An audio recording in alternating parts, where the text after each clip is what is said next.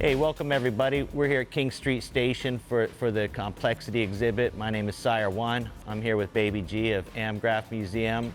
We collaborated to bring some of the finest hip-hop art to Seattle and make it accessible for everybody to come and participate and enjoy graffiti art up close. Hi guys, I'm Baby-G. I'm the curator of the Dog 10 collection at Amgraph Museum over in Everett. A little bit about us: we are the largest graffiti and urban art collection in the world. We're also the most historically accurate collection in the world.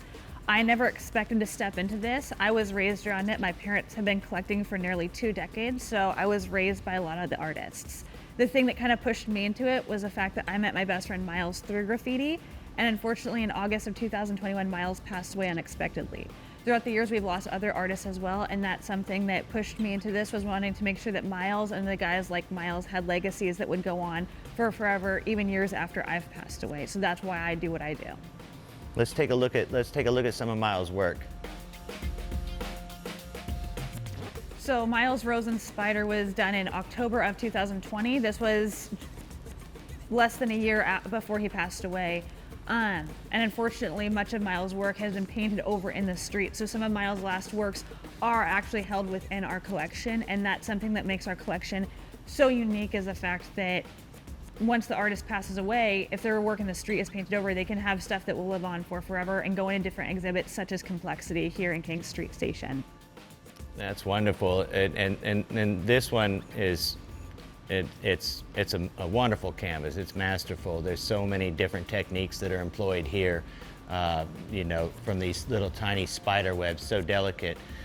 You really get the feeling that these rose petals are soft and will melt in your hand. Such wonderful line work, can control.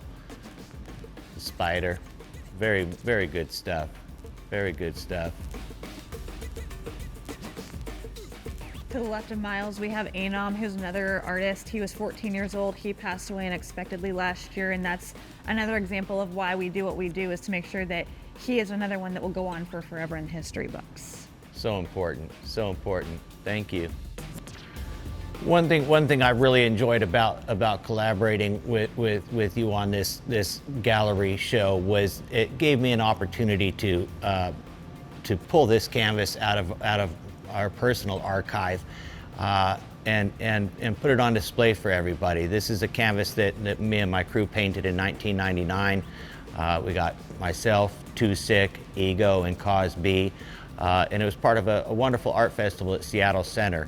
And to have a canvas this big hold up for so long, it goes back to what you talked about earlier with preserving the artwork, that when I'm gone, when Too Sick's gone, when everybody's gone, this canvas will still be there.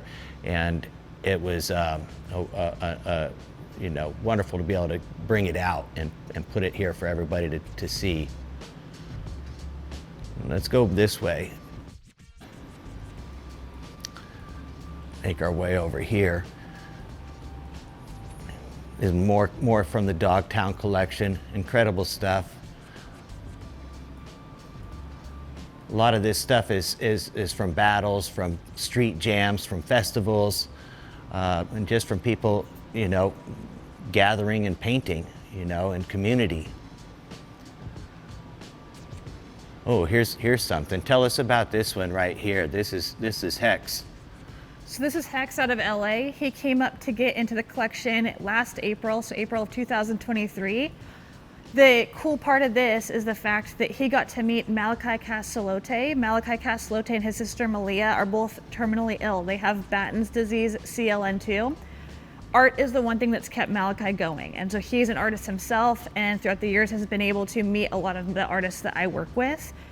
And when Hex got to meet Malachi, Malachi's story touched Hex so much that he turned Malachi into this b-boy here. And if you look in the dark lettering, you see terminal Batten's disease, CLN2, but in the light you see tough art and never quit. And those are the things that Hex wanted to put the negative, but he hid it in the darkness, and he wanted to put all of the stuff in the light that he wanted to really highlight. And now, going back to Anom and Miles and the artists that we've lost, when Malachi does end up passing away, his b-boy will be able to continue through history, and the fact that his story will always be told.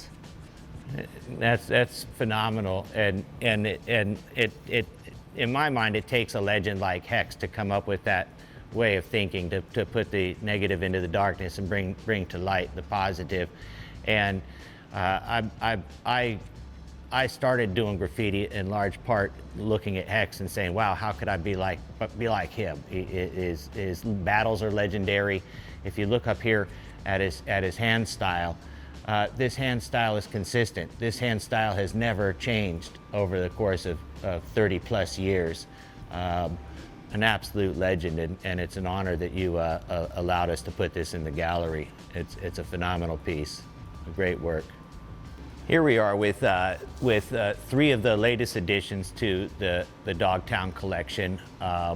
As a result of this show, I was honored to be able to connect with some of the old school artists from Seattle and get canvases done. And we've got Specs Wizard, we've got Too Sick. Those guys go back another 5-6 years before my crew even started. And when you see this stuff, you hopefully you get the sense that you're looking at something in a new way.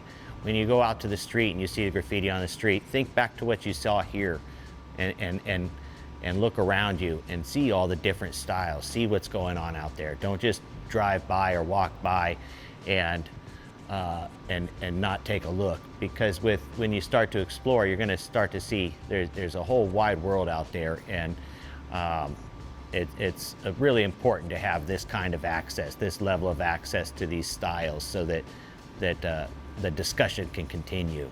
And if you want to be a part of that discussion, make sure you get up to Amgraph in Everett and see this collection at their museum. See all the different canvases as they rotate in and out. You'll be glad you did.